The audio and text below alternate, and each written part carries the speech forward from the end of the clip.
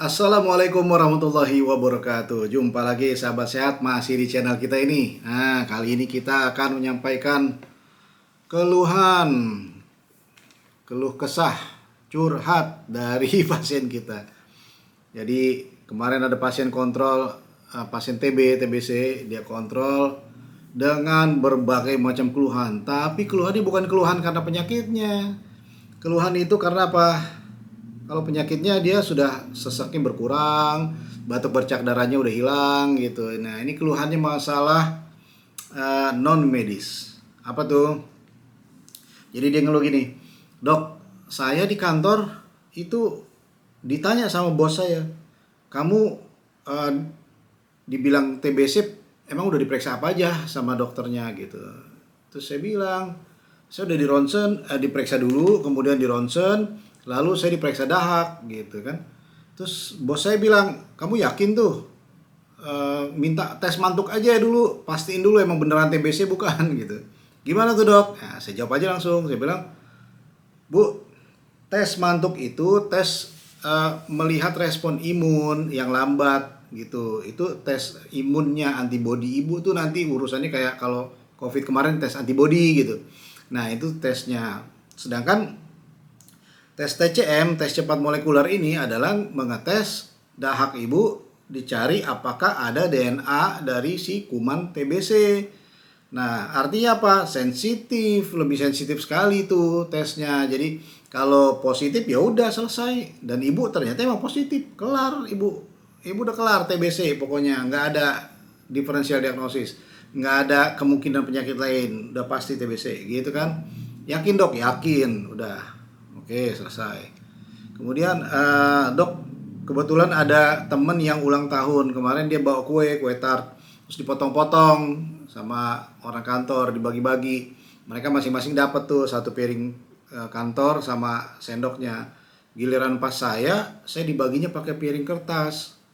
Terus temen saya bisikin, iya kamu nggak apa-apa pakai piring kertas ya, karena nanti bekas piring kamu kan bisa nular gitu.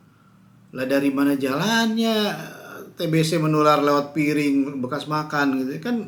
Habis itu dicuci pakai sabun, mati itu kuman gitu. Aduh, saya bilang, ya udahlah, itu stigma-stigma begini nih. Kemudian terus dibilang dok sama teman saya, kamu ngapain masuk sih gitu, resiko nih buat yang lain. Kamu ini aja apa namanya, minta cuti aja gitu. Sampai kapan? Sampai selesai sembuh lah. Ibu tahu nggak berapa lama? Saya tanya kan. Dia bilang, tahu dok, saya 6 bulan. Ya gitu, kasih tahu kantor. Kalau kantor mau kasih cuti 6 bulan, gaji dibayar penuh, tunjangan dibayar, ambil aja bu cuti. Saya bilang gitu kan. Hitung-hitung ibu istirahat tapi digaji gitu. Iya, saya kalau segitu sih saya juga mau dok, dia bilang. Udah. Terus ada lagi yang apa namanya, dia masuk kantor nih di hari Senin gitu ya. Kemudian di hari Selasanya pas dia masuk kantor lagi, ada orang yang batuk-batuk bersin-bersin, demam, flu gitu. Terus sekantor langsung bilang, ini gara-gara kamu kali ini TBC jadi pada kena flu tuh. Ini lebih jauh lagi nih logikanya, lebih nggak masuk di di otak kita. Bagaimana jalannya itu TBC bisa nular sebagai flu?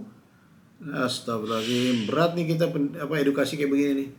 Kemudian pas jam makan siang dok, saya nggak dikasih makan di kantor. Jadi kan kita bawa makanan masing-masing gitu. Terus saya disuruh makan di atas sekali, di atap yang terbuka, di rooftop. Iya.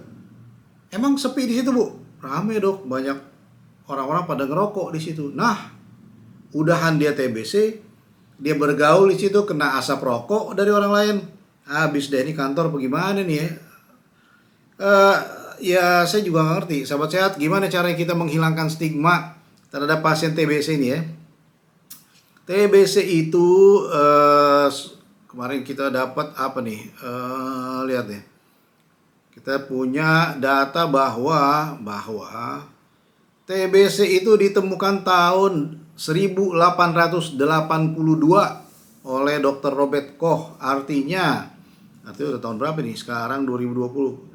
1882 aja ke situ 120 tambah 20. 150 tahun. Udah hampir 150 tahun dan dia menang Nobel dalam fisiologi dan kedokteran pada 1905. Tuh, Robert Koch orangnya udah meninggal. Dan sampai 2021 nih, akhir bakal mau 2022, masih ada aja stigma terhadap TB kayak begini nih. Pada kemana aja? Sekarang kan informasi udah banyak, cari di Google segala macem. Tanyalah, atau ya tanya sama dokternya gitu. Jangan main langsung stigma-stigma begitu ya, nggak demen gue. Nggak demen gue. Kita nggak enak kita dengernya kayak gitu ya. Jadi tolonglah jangan stigma-stigma pasien TB yang memang harus nyari support dia sampai sembuh semangat gitu, malah di stigmain kayak begini. Ya nggak bagus, nggak bagus. Pasien TB itu bukan penyakit keturunan, TB juga bukan penyakit kutukan. Dia penyakit infeksi yang dengan pengobatan rutin dan patuh dia bisa sembuh. Oke, mudah-mudahan bermanfaat buat kita semua. Assalamualaikum warahmatullahi wabarakatuh. Salam sehat buat Anda semua.